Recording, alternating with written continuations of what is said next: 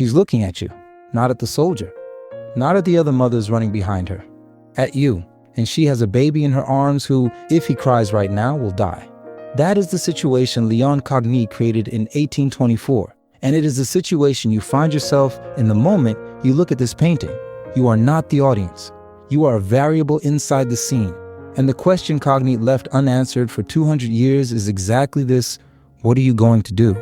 But before you answer, I need to show you why this painting exists, why it almost disappeared, and why what you're about to see here is probably the most cinematic thing ever made with paint and canvas in the 19th century.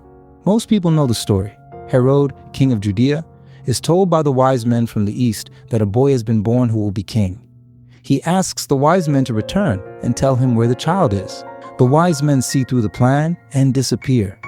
Herod, furious, gives an order: kill every male child in Bethlehem under 2 years of age. This is what the Gospel of Matthew calls the massacre of the innocents, and it is one of the most painted scenes in the history of art. Rubens painted it. Guido Reni painted it. Tintoretto, Ghirlandaio, Bruegel, all of them painted it. And if you look up any of those versions, you will find the same choice: chaos. Soldiers advancing, mothers screaming, bodies on the ground, blood, horror at a panoramic scale. The carnage is spectacle.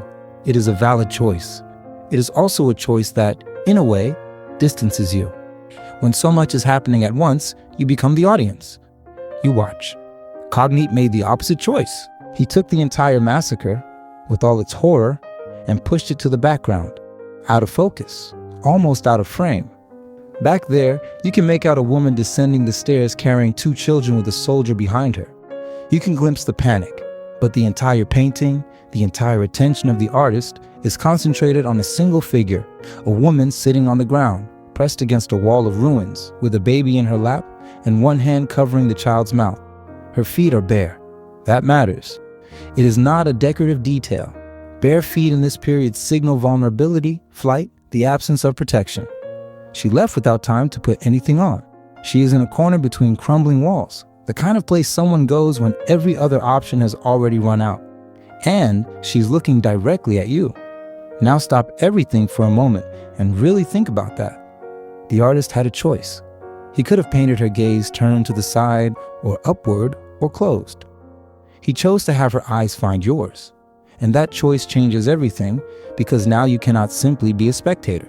You are, at the same time, 2 possibilities. You are the secret witness, the only testimony that might preserve her life. Or you are the soldier who found her. Cognit does not resolve this. He freezes the moment exactly before the answer. The baby has not yet cried. The soldier has not yet turned the corner. The other woman is still fleeing down the stairs in the background. Nothing has happened yet. And so everything can still happen. This is where this painting separates itself from almost everything made before it. Because the death that Rubens showed had already occurred. You were looking at the result. What Cognit shows is the instant before, the second in which the horror is still to come. And that suspense of imagining, as the painting's own scholars describe it, is often more painful than the apex of the scene itself. The human mind responds to what is about to happen in a different way than it responds to what has already happened. And Cognit understood this 200 years before Alfred Hitchcock systematized the same idea in cinema. One art historian made exactly that comparison. If Cognit had known cinema, he would have been Hitchcock's disciple.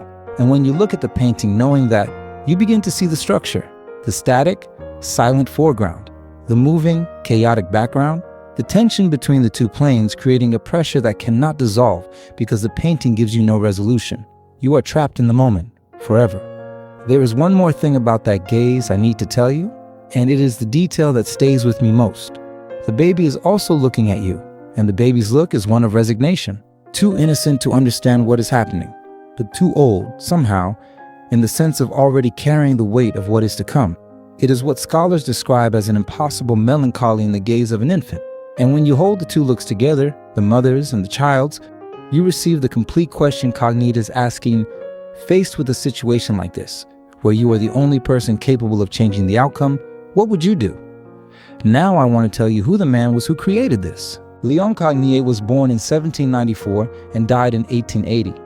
He studied in the studio of Pierre Narcisse Guérin, one of the great names of French neoclassicism, and in that same studio were Théodore Géricault, who would paint the raft of the Medusa, and Eugène Delacroix, who would paint liberty leading the people. Cognit was at the center of a generation that was changing European art. In 1817, he won the Grand Prix de Rome, the most coveted prize of the academic art world, and went to study at the Villa Medici in Rome. He returned to France in 1824, and it was on that return that he painted the scene from the Massacre of the Innocents, presented at the Paris Salon of the same year. The painting was well received. Stendhal praised it, critics recognized its originality. There was no scandal, no rejection, and perhaps that is exactly what explains what came next. Cognit became one of the most influential teachers in the history of French art. He spent decades forming generations of artists. He built a respectable, stable, recognized career, and he was slowly forgotten as a painter. Today, if you search his name, you will find far more references to his students than to his work. This painting, which may be the most emotionally sophisticated work of his entire generation, hangs in a museum in Rennes, France, visited by people who generally do not know the name of the man who painted it. There is something deeply ironic in that. The man who chose not to show the massacre, who chose to give name and face and story to a single woman in a corner of ruins, who chose to humanize what everyone else turned into spectacle, was himself subsumed by history. He became background, and that matters for how you see the painting now, because what Cognit was doing in 1824 was not just biblical art. He was making a deliberate artistic decision about who deserves to have their story told individually. Rubens showed the event in full. Cognit showed one person living through it, and the difference between the two approaches is the difference between a number and a name, between an event and an experience. That distinction did not end in the 19th century. Every generation has had to choose between showing tragedy from a distance and stopping at one face, one pair of eyes, one hand covering a child's mouth. Cognit understood, 200 years before anyone gave it a name, that the universal only arrives through the particular. You do not feel the weight of a tragedy in the abstract. You feel the weight of this woman, and she is the one who carries everything. The original title already says it.